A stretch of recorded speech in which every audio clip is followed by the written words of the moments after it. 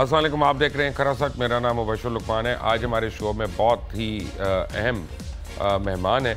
मुझे थोड़ी देर में ज्वाइन करेंगे मंसूर अली खान, मुझे थोड़ी देर में ज्वाइन करेंगी फरीदा फारूकी, और मेरे साथ इस वक्त मौजूद है राना तनवीर, वफाकी वज़ीर तालीम है और नायब सदर मुस्लिम लीग नून है।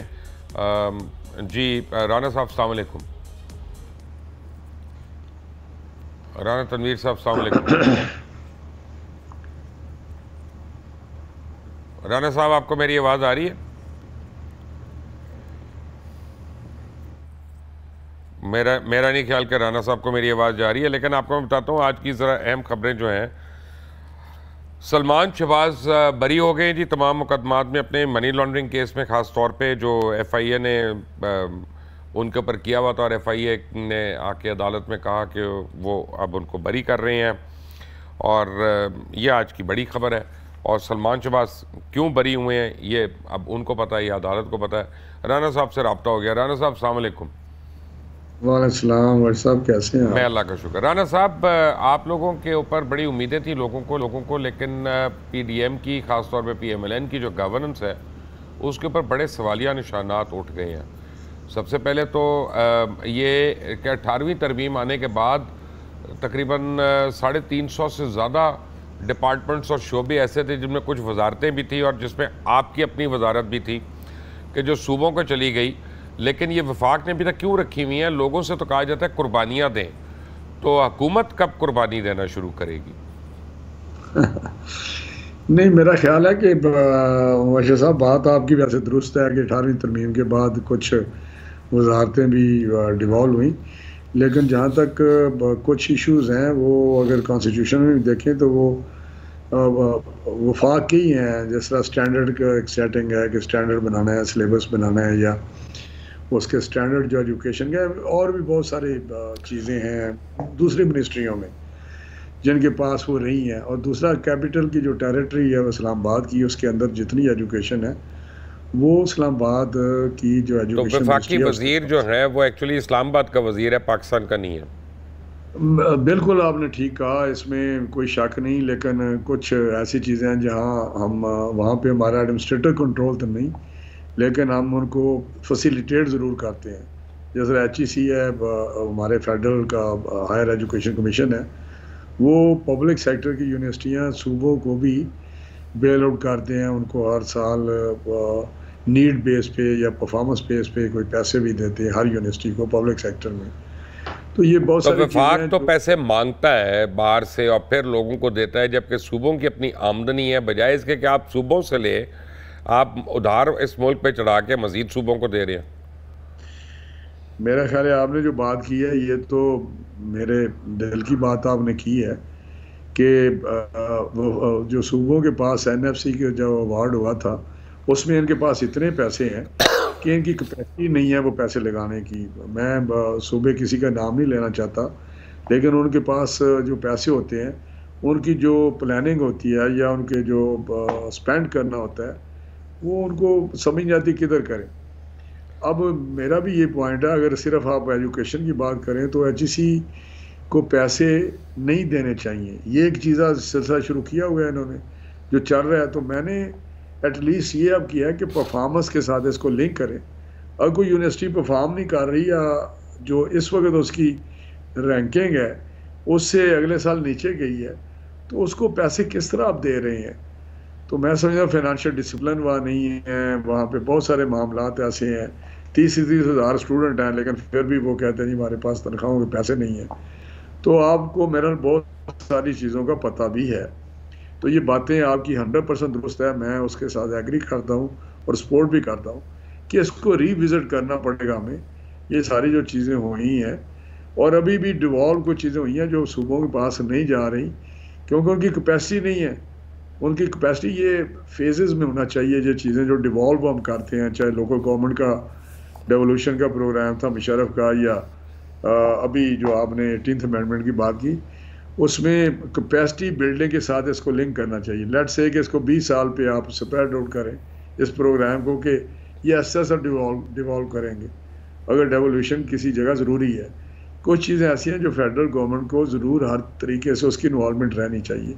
क्योंकि बाहर के नेगोशिएशन जो हैं, बाहर के मुल्कों के साथ एग्रीमेंट्स हैं या प्रोग्राम हैं, वो किसी भी मिनिस्ट्री में हो, वो फेडरल गवर्नमेंट के साथ के बगैर नहीं चल सकते। अब ये 18th अमेंडमेंट वाली बड़ी बहस है लंबी, किसी दिन प्रोग्राम रखें तो मैं इस पर अपने जो मेरी इस पर सोच है या ख्यालात है उस पर बात करता हूँ। लेकिन आपकी बात दुरुस्त है कि अगर यही सिलसिला है तो फिर उनको पैसे हमसे नहीं लेने चाहिए। उनके अपने भी HEC हैं, मजे वाली ये बात है कि अगर हायर एजुकेशन कमीशन उन्होंने बनाए हुए हैं तो फिर हमें क्या कहते हैं, उनसे बात करते हैं तो वो कहते हैं जी नहीं पैसे आप दें लेकिन कंट्रोल हमारा होगा, आप पूछ नहीं हमें सकते। लेकिन अगर मैं पैसे दे रहा हूँ तो मुझे या आप पैसे दे रहे हैं तो आपको हक है कि आप पूछे कि आपने पैसे किस तरह खर्च किए और उसकी आउटकम क्या हुआ है उन पैसों का लगाने का। तो वो भी ये कहते हैं जी आप पूछ भी नहीं सकते। तो ये बड़ी एक मेरा ख्याल ऐसी चीज़ है जिसने आपने एक ऐसा इशू डिस्कस करना शुरू कर दिया जिसकी लंबी दास्तान। अब सिर्फ पंजाब में 73,000 टीचर्स की असामियाँ खाली हैं और teacher training programme capacity building तो बाद की बात है, इनसे तो बेसिक असामी नहीं पूरी होती। मैं बाकी सूबों का क्या जिक्र करूं? नहीं, आपने बात बिल्कुल दुरुस्त की है कि वहाँ पे बहुत सारे टीचर्स हैं। शहबाज साहब की जो 10 साल का था वो हुकूमत, उसमें कोई बेहतरी आई थी, उन्होंने अटेंडेंस पे जोर दिया, उन्होंने टीचर्स की जो अटेंडेंस थी उस पर मैंने उस वक्त भी तक काफ़ी बेहतरी आ गई थी। जो मिसिंग फैसिलिटीज़ थी या मेरा ख्याल है आपको कुछ आइडिया होगा, लेकिन जो पिछले 4 साल में नुकसान हुआ है 5 साल में, उसको अब रिकवर करना, दोबारा उस जगह पे लाना 2018 से पहले वाली पोजीशन में इस डिपार्टमेंट को बड़ा मुश्किल हुआ है। क्योंकि मैंने तो बड़ी करीब से देखा है कि वहाँ क्या हो रहा है। तो वहाँ पे तो अब कोई काम ही नहीं हुआ जब पीछे परवेज लाई था या बुजदार था। तो बहुत सारी खराबियाँ हुई हैं और चीज़ें नीचे की तरफ गई हैं, गिरावट आई है। यार बुजदार तो खुद फिर पढ़ा लिखा आदमी नहीं, उससे क्या सोचना कि वो तालीम के लिए अच्छा करेगा। तो वो तो बेकार की बात आपने की। आपने एक ऐसे आदमी का नाम ले दिया है कि जिसकी मैं तालीम से तो उसका इट कुत्ते का वैर है। अब ये भी नहीं पता इट कौन है बीच में। अब ये पंजाबी की मिसाल दी है आपको मैंने, समझ आती है ना?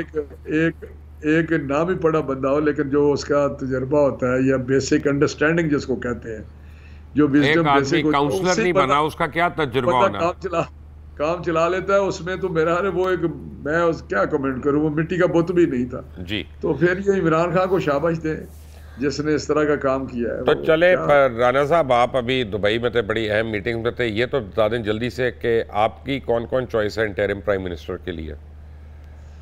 देखिए मुबशिर साहब, मैं आपको बताऊं ये सारी गॉसिप है, ये सारे जो नाम चल रहे हैं, आपको मुझसे ज़्यादा शायद इनसाइड की चीज़ें पता होती हैं आप लोगों को, लेकिन ये सारे अपने अपने नाम फ्लोट करते हैं कि इधर उधर। अब मैंने बहुत सारे नाम पढ़े हैं जिनका मैं बस स्वाए चुप रह सकता है बंदा। तो ऐसी कोई बात नहीं, लेकिन अभी तक मेरा लिए कोई ऐसी डिस्कशन सीरियस नहीं हुई जिस पे ये बंदा कह सके कि कोई फैसला होने जा रहा है। तो मेरा अगले हफ्ते तक तो हो जाएगा फैसला राना साहब? नहीं, मेरा ख्याल है आप अगस्त के शुरू में देखिए उस पर सीरियस डिस्कशन शुरू होगी। और फिर आपके ख्याल में काबीना बड़ी होगी छोटी होगी? नहीं, उस वक्त केयर टेकर गवर्नमेंट होगी। केयर टेकर गवर्नमेंट ने तो देखे ना प्राइम मिनिस्टर लग जाना है। अब ये उसका काम है कि वो एक कैबिनेट बनाता है, छोटी बनाता है, बड़ी बनाता है, और कौन बनाता है ये बहरहाल उस पे तो हम तो आउट होंगे। हम तो अपनी हुकूमत का टाइम, जो असम्बली का टाइम है, हुकूमत का टाइम पूरा करके जा चुके होंगे इलेक्शन के लिए, और इंशाल्लाह इलेक्शन में हम उधर बिजी होंगे। हमें कोई गर्ज नहीं है कि केयर टेकर कौन आता है, इलेक्शन में अभी तक राना साहब माजरत के साथ अगर आप इजाज़त दें तो हमसे सच बोल लूँ, आप क्योंकि शरीफ आदमी है तो मैं इसलिए मुझे जापकार हूँ मैं। बताएं। इमरान खान या तहरीक इंसाफ, उनका जो भी हाल हो, फैक्ट ये है कि आपकी अपना इंफॉर्मेशन मिनिस्ट्री जो है वो इंतहाई नलायकी के साथ मुकाबला कर रहे हैं ऑपोजिशन का, और उनसे ऑपोजिशन का नैरेटिव नहीं किल हो रहा। यानी आप लोग इस उम्मीद पे हैं कि शायद एस्टेब्लिशमेंट कुछ कर दे, तो आप लोगों ने खुद कुछ नहीं करना। और जितनी मैं तारीफ करूं आपकी इंफॉर्मेशन मिनिस्ट्री की ना, उतनी कम है। चले मैं ये कह देता हूं। नहीं, आपकी अपनी राय है, लेकिन मैं समझता हूँ कि मरियम काफ़ी काम कर रही है, आप मेहनत राना कर रही साहब इस बात की दाद दें कि मैं टीवी पे बैठ के इंफॉर्मेशन मिनिस्ट्री और मिनिस्टर के ऊपर बात कर रहा हूँ, कितने लोगों में ये हौसला होगा जिनको इश्तिहार नहीं। मिल रहे होते हैं। आप जुर्रतमंद आदमी हैं, आप बहुत, मुझे पता है कि आप बहुत के जो प्रोग्राम होते हैं बड़े, वो एक क्या जुर्रत पे मबनी होते हैं, और आप बड़े एक जुर्रतमंदाना अंदाज से अपना पॉइंट ऑफ व्यू भी पेश करते हैं। तो होना चाहिए, बिल्कुल होना चाहिए, लेकिन मेरा हाल है इंफॉर्मेशन मिनिस्ट्री हमारी ठीक काम कर रही है। ठीक काम कर रही है। अच्छा जी, जहांगीर तरीन साहब से क्या अलायंस हो रहा है आप लोगों का? देखिए, मैं बताऊं कि पीएमएलएन एक बहुत बड़ी पार्टी है, और पंजाब की मैं समझता हूं कि उसके बड़े स्ट्रॉन्ग है और बड़े डीप रूट्स हैं। तो 2018 में भी जिस तरह एक कहर का आलम था, जिस तरह एस्टेब्लिशमेंट मुख्तदर अदारों ने या नेकेडली जिस तरह धांधली हुई है, और उसका आपने भी मुशाहिदा किया होगा। तो मैंने मैं तो अपने सिर्फ दूसरी हलकों में साइड पे था। दूसरी साइड पे था, लेकिन आपको पता तो है पता ना तो हुआ था। क्या है।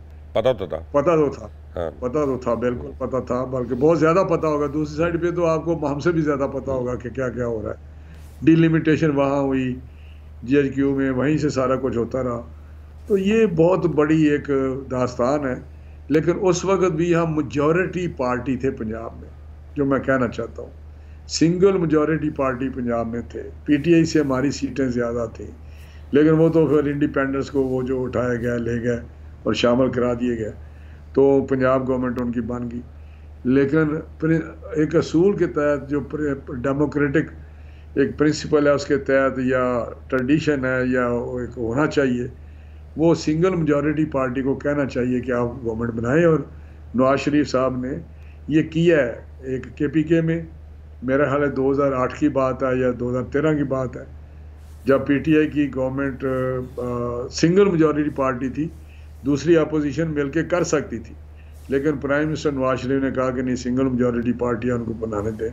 इस तरह कश्मीर, जम्मू कश्मीर में थी पीपल्स पार्टी, मेजॉरिटी में नहीं थी, लेकिन सिंगल मेजॉरिटी पार्टी थी, तो उन्होंने कहा नहीं, पीपल्स पार्टी को बनाने दें। तो ये मैं समझता हूँ ये ट्रेडिशन भी है और डेमोक्रेटिक एक प्रिंसिपल भी है। तो लेकिन इन्होंने बस किया जी, किया, पंजाब में हमें पीछे कर दिया। और कहने का मकसद है कि वहाँ हम स्ट्रॉन्ग हैं पंजाब में, और अल्लाह के फजल से हमें किसी पार्टी, तरीन इस्तेकाम ग्रुप के पार्टी। आज अगर इलेक्शंस होते हैं, मैं 4 महीने बाद की बात नहीं कर रहा, अगर आज इलेक्शंस होते हैं तो आपके ख्याल में तरीन ग्रुप कितनी सीटें लेने में कामयाब होगा? मेरा ख्याल है जो लोग उधर गए हैं, मुबशर साहब, वो लोग उनको वोट नहीं देंगे, क्योंकि वो इसी तरह ही हैं। पहले 18 में भी इधर उधर से लाए गए, अब उधर चले गए। तो अब मेरा ख्याल है लोगों को थोड़ा सा ये है एहसास कि ये जो लोग हैं, जो पॉलिटिकल करैक्टर नहीं है जो जिनका, लोटे या हैं। जो टर्न कोट हैं या लोटे जिनको कहते हैं, या जिनका प्रिंसिपल कोई है नहीं है जमहूरी, उनको मेरा लोग पसंद नहीं करते, वोट नहीं देंगे, जो मेरा अपना ज़ाती ख्याल। तो अब फिर भी आप कितनी सीट्स दे सकते हैं उनको?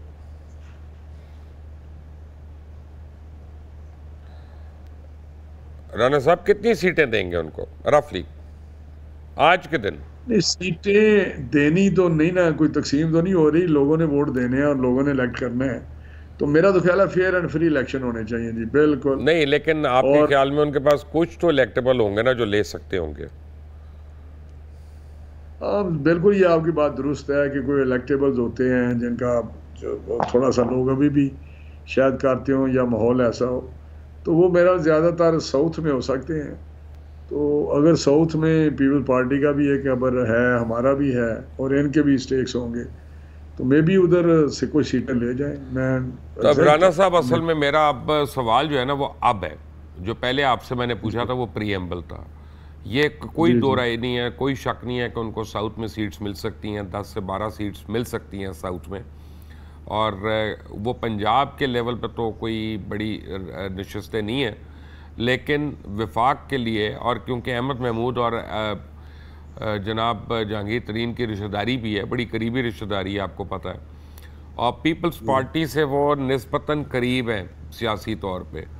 तो अगर वो पीपल्स पार्टी के साथ अलायंस कर लेते हैं तो फिर इसका मतलब है कि अगले इलेक्शन में आप लोग विफाक से तो आउट हो गए।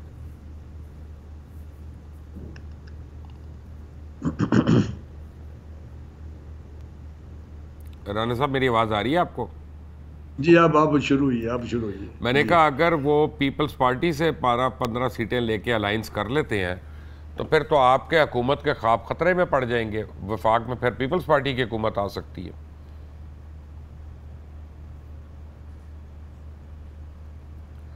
पता नहीं मेरे सवालों का असर है राना साहब के, जब भी मैं सवाल करता हूँ आपकी वो इंटरनेट फ्रीज हो जाता है। जी बताएं। मैं ये कह रहा हूँ कि अगर जहांगीर तरीन साहब को कुछ सीटें मिलती हैं 10-12 जितनी भी हैं, तो उम्मीद यह है कि वो पीपल्स पार्टी के साथ इल्हाक करेंगे। ऐसी सूरत में तो वफाक में पीपल्स पार्टी की हुकूमत होगी। राना साहब, किसकी?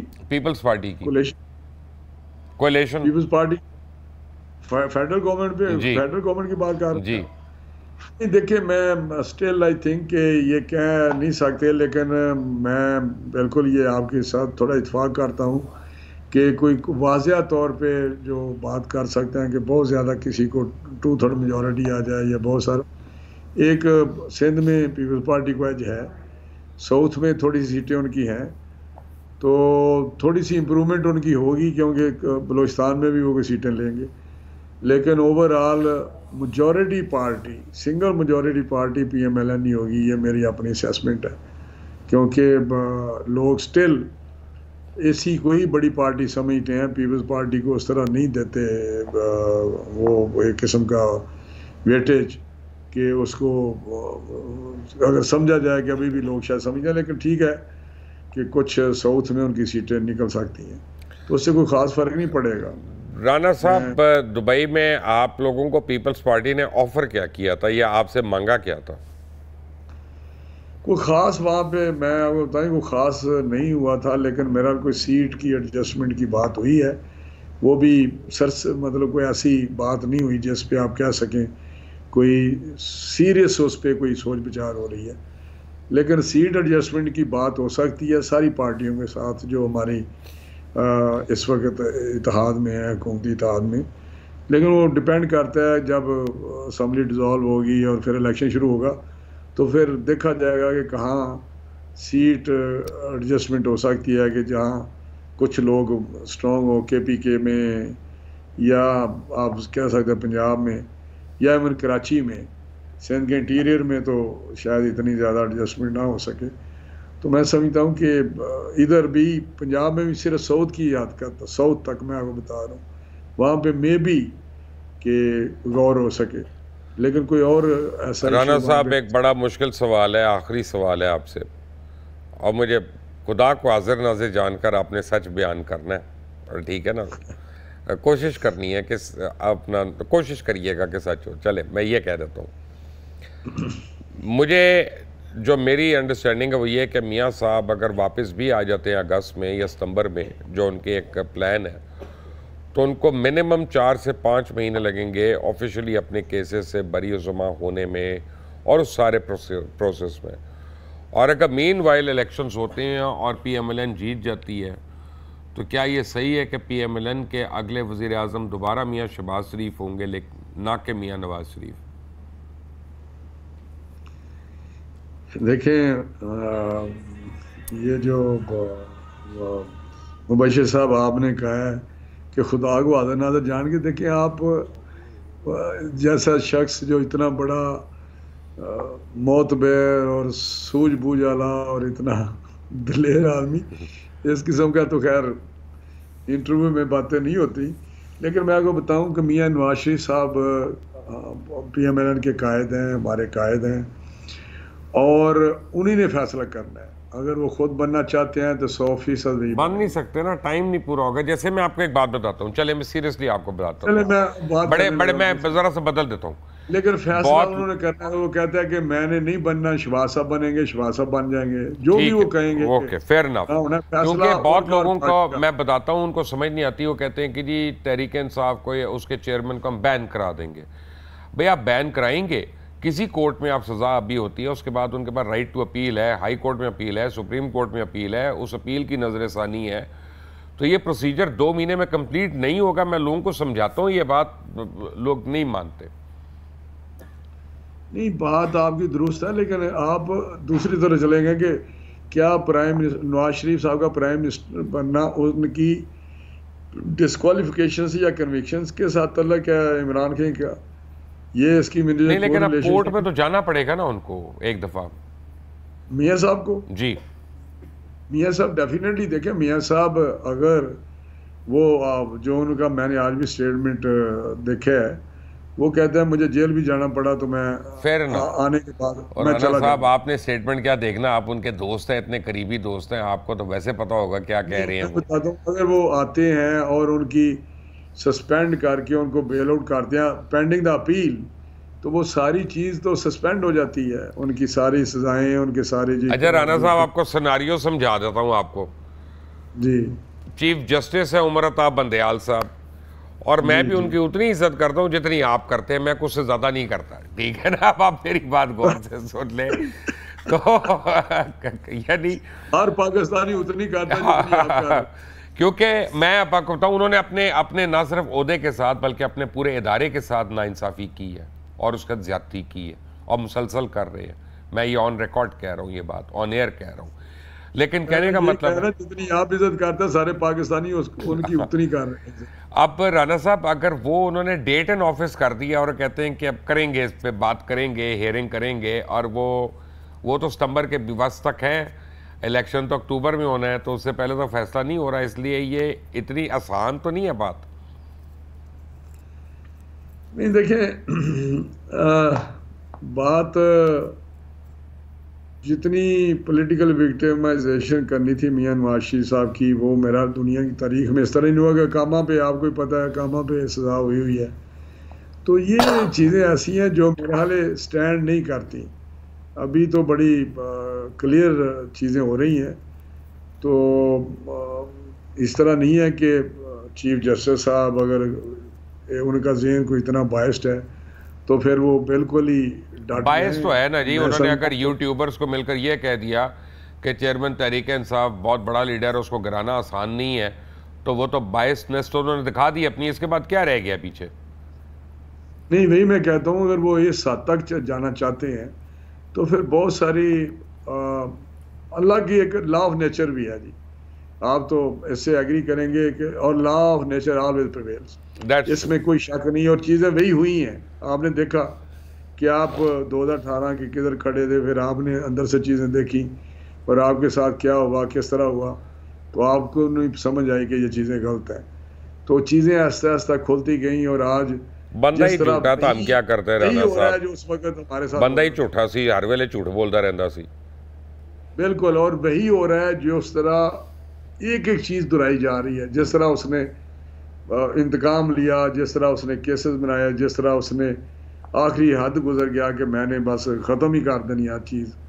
और मैं समझता हूँ कि आज उसी चक्कर में वो फंसे हुए हैं और अल्लाह की पकड़ में आए हुए हैं और सारी चीज़ें हो रही हैं। तो ये चीज़ें मेरा हाल है उस ताकत की तरफ भी देखना चाहिए कि ये नहीं कि उमर बंदयाल कोई ऊपर से कुछ मखलूक हैं, अल्लाह ताला की भी ताकत है, ठीक हो जाएंगी चीज़ें इंशाल्लाह। राना तनवीर साहब, आपका बहुत बहुत शुक्रिया खरा सच में हमारे साथ आने के लिए। थोड़ी देर बाद जब हम एक ब्रेक के बाद आएंगे तो मंसूर अली खान और गरीदा फारूकी ये दोनों मेरे साथ होंगे। बहुत ही अहम टॉपिक है जिससे हम बात कर रहे हैं। Take a break.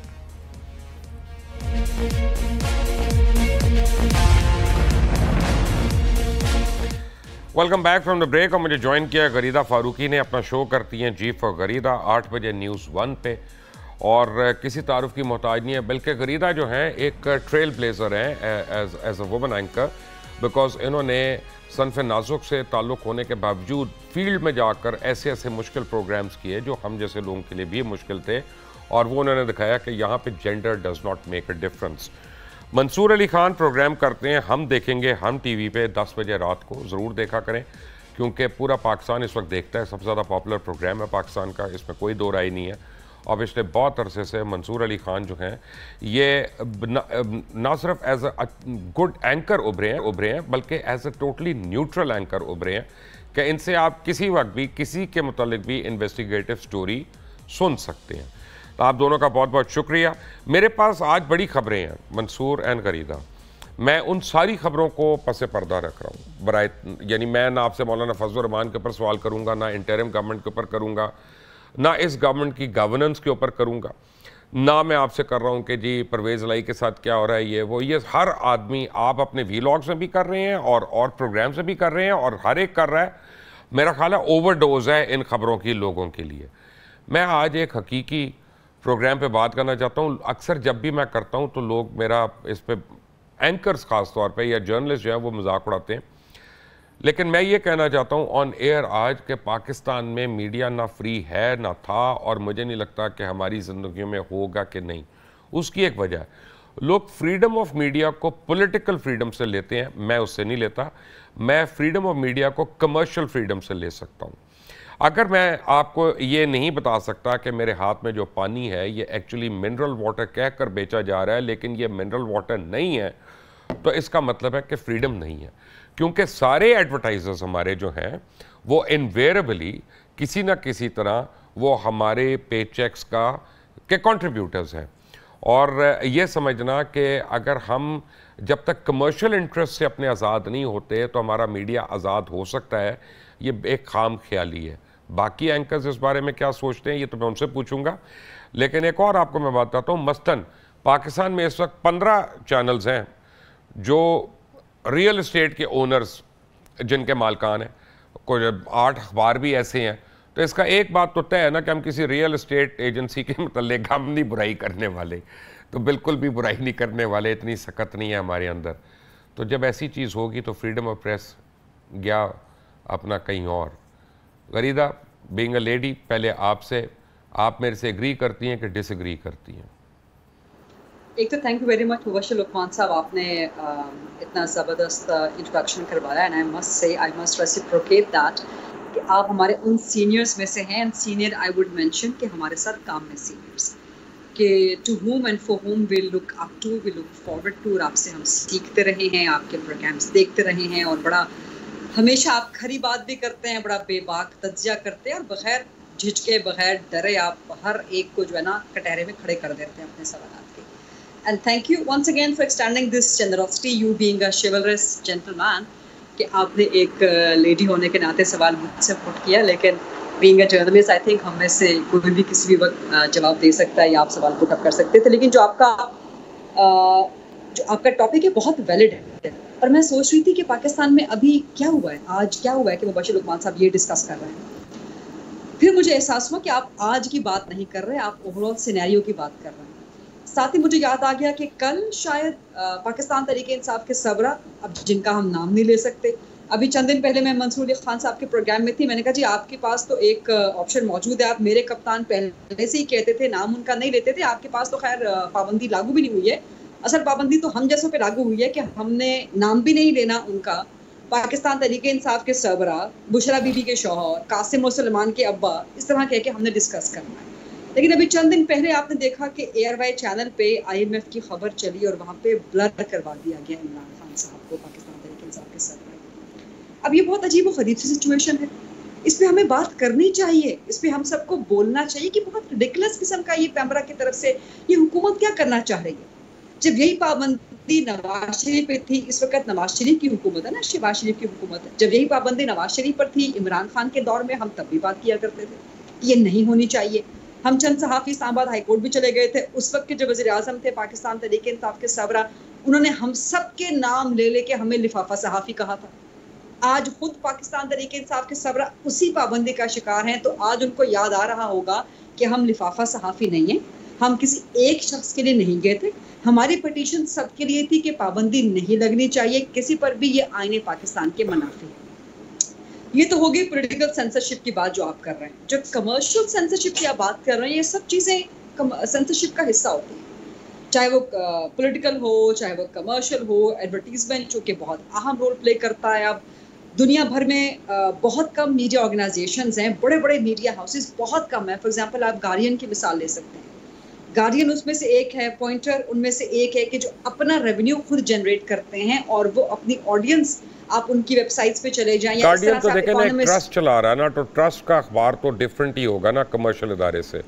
मैंने पॉइंटर की मिसाल भी दी, मैंने इकोनॉमिस्ट की मिसाल भी दी, फॉरेन पॉलिसी की मिसाल भी दी। वो अपने रेवेन्यू का बहुत बड़ा हिस्सा, बहुत बड़ा चंक अपनी ऑडियंस से लेते हैं। इसीलिए आप उनकी वेबसाइट्स पे जाके खबरें नहीं पढ़ सकते, आपको वहां पे करना पड़ता है, पे वॉल होती है। उसके बाद वॉशिंगटन पोस्ट की मिसाल आप ले लें, तो ये वो बड़े बड़े इदारे हैं, न्यूयॉर्क टाइम्स की मिसाल ले लें, कि जिन्होंने अपने रेवेन्यू का हिस्सा मुख्तस कर रखा है कि इतना रेवेन्यू हमारी गवर्नमेंट एडवर्टीजमेंट से आएगा, इतना रेवेन्यू और बड़ा चंक उनका जो है वो अपनी ऑडियंस के जरिए आता है। जो उनकी रीडरशिप होती है, जो उनकी व्यूअरशिप होती है, व्यूअरशिप के हवाले से बहुत कम। इसमें हम सेग्रीगेट कर सकते हैं, जो प्रिंट मीडिया है वेस्ट का या जो इलेक्ट्रॉनिक मीडिया है, इलेक्ट्रॉनिक मीडिया भी अभी तक बहुत बड़ा हिस्सा गवर्नमेंट या पॉलिटिकल पार्टीज के एडवर्टीजमेंट से चलता है वेस्ट में। जो प्रिंट मीडिया है उसने मुख्तस कर रखा है अपना बहुत बड़ा चंक ऑडियंस के हवाले से कि ऑडियंस रेवेन्यू में कंट्रीब्यूट करेंगे। बट उनको भी प्रॉब्लम्स का मसला पड़ रहा है, क्योंकि अभी आजकल लोग अखबार पढ़ते नहीं हैं। लोग सिर्फ जाते हैं सोशल मीडिया पे छोटे छोटे न्यूज़ चंक्स पढ़ने के लिए, वो नहीं पे करते अखबारात को पढ़ने के लिए। बहुत कम एक ऑडियंस का हिस्सा, ये वेस्ट को भी बल्कि प्रिंट मीडिया को पूरी दुनिया में ये प्रॉब्लम्स हो रही हैं। अखबारात जो हार्ड कॉपी में छपते थे उनकी क्वालिटी जो है कम हो गई है। नेशनल जियोग्राफिक ने अपना बंद कर दिया। लेकिन fair enough, but that still doesn't mean वहाँ पे वो पब्लिक अवेयरनेस कैंपेन ज़रूर कर सकते हैं। Coming to Mansoor very quickly, Mansoor thank you very much for joining us. देखिए, अगर मैं अपने बच्चों को बताता हूँ घर में कि फिजी ड्रिंक्स नहीं पीने या ये तुमने फास्ट फूड नहीं खाना, it is not good for health, मैं आपके बच्चों को टेलीविज़न के थ्रू नहीं बता सकता, बिकॉज वो that will be the end of my job. तो ये फ्रीडम जो है हमें कब मिलेगी कि कमर्शियल फ्रीडम हो जाए हमें? बहुत शुक्रिया मुबशिर साहब। गरीदा ने मेरे ख्याल में काफी पॉइंट्स को तो कवर कर दिया है, लेकिन मैं सिर्फ दो चार चीजें यहाँ पे सिर्फ उसमें ऐड इन करना चाहूंगा। सबसे पहली बात तो ये कि मैं ये समझता हूँ, मेरा एक बड़ा पुख्ता ईमान है कि अगले 2 से 3 साल के अंदर पाकिस्तान के अंदर इलेक्ट्रॉनिक मीडिया का जो फाइनेंशियल मॉडल है इसमें एक बहुत बड़ी तब्दीली आएगी। और इसकी बहुत बड़ी वजह ये है कि वेदर दे लाइक इट और नॉट, लेकिन सोशल मीडिया प्लेटफॉर्म जो हैं, जिस तरह यूट्यूब हो गया या फेसबुक हो गया, और आने वाले दिनों के अंदर जिस तरह एलन मस्क जो है वो ट्विटर के ऊपर भी मोनेटाइजेशन शुरू करने का इरादा रखता है, और वहां पे भी लोग जो है अपना कंटेंट अपलोड करना शुरू कर देंगे। बाहर के मुल्कों से तो ऑलरेडी हो रहा है, लेकिन पाकिस्तान में भी एक्टिवेट नहीं हुआ। इसी तरह फेसबुक ने जो है वो थ्रेड्स का एक नया प्लेटफॉर्म जो है वो इंट्रोड्यूस कराया है। सो ये सारे के सारे इतने बड़े बड़े प्लेटफॉर्म जो हैं, ये बड़े बड़े राइवल्स के तौर पे इन मौजूदा चैनल्स के सामने आके खड़े होंगे, और जब ये आके खड़े होंगे और यहाँ पे वो लोग वो बातें करना शुरू कर चुके हैं ऑलरेडी, जो बातें आज आप टेलीविजन के ऊपर नहीं कर सकते। आज आप मेरे कप्तान का नाम अगर मेन स्ट्रीम चैनल्स के ऊपर नहीं ले सकते, लेकिन सोशल मीडिया के ऊपर आप ले सकते हैं। बहुत सी ऐसी बातें जो आप मेन स्ट्रीम चैनल्स के ऊपर डिस्कस नहीं कर सकते, वहां पे सोशल मीडिया चैनल्स के ऊपर आप कर सकते हैं। तो कितनी देर तक आखिर ये सिलसिला चलेगा? व्यूअरशिप्स ड्रॉप होना शुरू हो चुकी हैं। आप जाके, मैं अभी आपसे कहता हूँ, आप जाके रीजनल मीडिया के ऊपर ये जो बड़े बड़े चैनल्स हैं, आप इनके प्रोग्राम्स की व्यूअरशिप्स देखिए, इस पे एक बड़ा हैवी किस्म का एक ड्रॉप आया, काफी ड्रॉप आया, मैंने देखा है पिछले 3 महीने का। जी, तो वो यही कह रहे हैं कि आप बेसिकली वो बात नहीं कर रहे, या वो डिस्कशन नहीं कर रहे, वो डिबेट नहीं कर रहे जो हम एक्चुअली सुनना चाह रहे हैं, जिसकी वजह से ये सूरत हाल बन रही है। सो मैं ये समझता हूँ कि ये पूरा प्रोसेस चेंज होगा। दूसरी बात ये कि गरीदा अभी थोड़ी देर पहले जिस मॉडल की बात कर रही थी कि सब्सक्राइबर या व्यूअर जो है वो खुद पे पर व्यू, जिस तरह आप कह सकते हैं कि वो खुद पैसे देता है, पे देता है बाहर के मुल्कों में, और उसके बाद वो उन चैनल्स की सब्सक्रिप्शन लेता है और वो देखना शुरू करता है। पाकिस्तान के अंदर मुझे लगता है कि ये मॉडल जो है बड़ा मुश्किल से चले। इसकी वजह ये है कि इसके लिए आपको डीटीएच होना आपके पास बहुत जरूरी है, और वो हम लोग यहाँ पे अब तक रिड्यूस ही सही। भाई हम तो केबल ऑपरेटर्स को पैसे देते हैं चैनल दिखाने के लिए, कैसी बात करें? It's the other way around. Cable वालों को बेचारों को 200 रुपए उनको केबल वालों को देने के लिए हम लोग तैयार नहीं होते। तो और दूसरी बात ये, जब आपके पास एक दूसरी ऑप्शन मौजूद हो गया, आप जाके यूट्यूब के ऊपर वही कंटेंट, ज्यादा relevant content, precise content, time की कोई पाबंदी नहीं, वहां पे जाके जब आप देख सकें, इतनी बड़ी राइवल फोर्स से खड़ी हो रही हो, तो फिर ये लोग क्यों देखेंगे इसको? सो एक ही पूरा सिस्टम जो है चेंज होगा। अगर ब्रॉडली सर मैं एक बात करूं, जो बात सेंसरशिप के हवाले से हो रही थी, मैं ये समझता हूं, मैं अब इस नतीजे में पहुंच चुका हूं कि पाकिस्तान की तमाम सियासी जमातें एक्चुअली बात तो यही करती हैं कि हम फ्रीडम ऑफ एक्सप्रेशन और फ्रीडम ऑफ मीडिया के हक में हैं, लेकिन एक्चुअली जब वो गवर्नमेंट में आते हैं तो उनको सेंसरशिप ज्यादा जो है वो सूट करती है। दे वांट, आज ये इसी नून लीग, इसी पीडीएम की गवर्नमेंट है। खान साहब के दौर के अंदर जो है वो पूरी तरह अलम बुलंद किया हुआ था आजादी सहाफत का सब कुछ, लेकिन आज हम लोग एक वर्स्ट फॉर्म ऑफ सेंसरशिप के अंदर गुजर रहे हैं। हम लोग, मेरे कप्तान को कहते थे प्रेडेटर ऑफ मीडिया, लेकिन मैं ये समझता हूँ कि शहबाज शरीफ साहब उनसे भी बड़े प्रेडेटर जो है वो साबित हुए हैं। और मेरी नजर, I want to raise this over here, कि मेरे लिए सबसे एक हॉन्टिंग मिसाल जो है वो इस बात की है कि इमरान रियाज खान आज भी हमारे दरमियान मौजूद नहीं है। सवालिया निशान है कि वो किधर है। इससे बड़ी और क्या मिसाल हो सकती है पाकिस्तान के अंदर स्टेट ऑफ मीडिया की। सो ये अभी तक तो ये चल रहा है, लेकिन ये ज्यादा देर इसी फॉर्मूले के तहत मैं नहीं समझता कि सर्वाइव कर पाए। प्रॉब्लम एक और है गरीदा कि आपने अभी इकोनॉमिस्ट की और गार्डियन की और टेलीग्राफ की इनकी एग्जांपल्स दी हैं। मैं आपको एक और एग्जांपल बताता हूँ फ्लिप साइड पे, कि मैंने जब भी बाहर के चैनल्स को देखा, अब टीवी चैनल्स पे ही रह जाते हैं क्योंकि अखबारों का तो अब फिर वो एम्बेड बड़ा हो जाएगा, टाइम थोड़ा है, कि ना हमारे चैनल्स अपनी HR पे यानी उसकी प्रोग्रेस के लिए स्पेंड करते हैं, ना हम कंटेंट की डेवलपमेंट के लिए स्पेंडिंग करते हैं। तो हमारा जो हम सारे अगर 40 चैनल ब्रेकिंग न्यूज़ चला रहे हैं तो सारे वो लाल रंग के फटे चला रहे हैं, लेफ़्ट से राइट पे घुमा रहे हैं, सारों की हेडिंग भी वही है कि दुबई में मुलाकात, फ़र्ज़ करें ये वो। तो जब हमारी इंडिपेंडेंट HR के ऊपर हमारे चैनल्स की स्पेंडिंग नहीं है या स्टोरीज़ के ऊपर स्पेंडिंग नहीं है, तो why would we develop a loyal audience के जो कहे कि मैं $1 महीने का पे करना है PNN को देखने के लिए फॉर इंस्टेंस, या News 1 को देखने के लिए, या हम TV को देखने के लिए। ये बहुत इंपॉर्टेंट पॉइंट है ML जो आपने रेस किया, लेकिन इसमें 2-3 चीज़ें मैं ज़रूर एडअप करना चाहूँगी। उससे पहले मैं मंसूर खान साहब से बिल्कुल एहतराम के साथ डिसएग्री करना चाहूँगी कि पाकिस्तान तहरीक इंसाफ के सरबरा को मीडिया प्रेडेटर करार दिया रिपोर्टर्स विदाउट बॉर्डर्स ने, और दुनिया भर के आलमी जरीदों ने, आलमी इदारों ने, सहाफ़त के आलमी मोतबर मुस्तनद इदारों ने। लेकिन मैं इस चीज़ से डिसएग्री करूँगी कि शहबाज शरीफ मंसूर खान साहब की नज़र में पाकिस्तान तहरीक इंसाफ के सरबराह से बड़े मीडिया प्रेडेटर साबित हुए। बिल्कुल ऐसा नहीं है।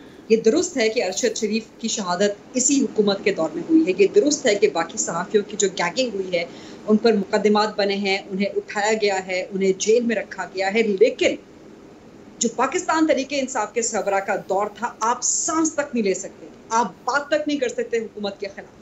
इतनी शदीद पाबंदी थी। आप कोई ट्वीट करते थे, मैं अपनी मिसाल आपको दे रही हूँ, मंसूर खान साहब को भी पता होगा, ML आपको भी पता होगा, कोई ट्वीट आप करते थे आपके ऊपर अजाब पड़ जाता था। हम तो अभी भी करते हैं तो अजाब हो जाता है, आप डिलीट करें।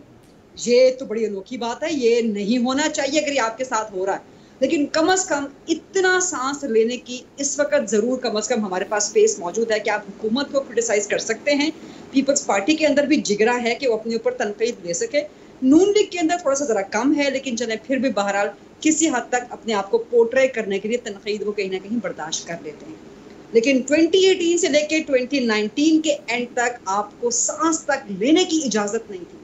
एंड राइट लेफ्ट सेंटर हर जगह से सहाफियों पे क्या क्या कुछ हो रहा था। हम खवातीन सहाफी, खैर हम फिर वो पॉलिटिकल डिबेट में पड़ गए ना गरीदा। मैं जिसको अवॉइड कर रहा हूँ कि हम पॉलिटिकल नहीं, हम एक्चुअली आपके पॉइंट पे भी आ जाते हैं। आपके जो कमर्शियल पॉइंट पे आप करना चाह रहे हैं उस पे आ जाते हैं। ये सब इश्यूज हैं पाकिस्तान के न्यूज़ चैनल्स के, लेकिन उसके बावजूद अच्छा अभी हम बात कर रहे थे कि ड्रॉप हुई है व्यूअरशिप।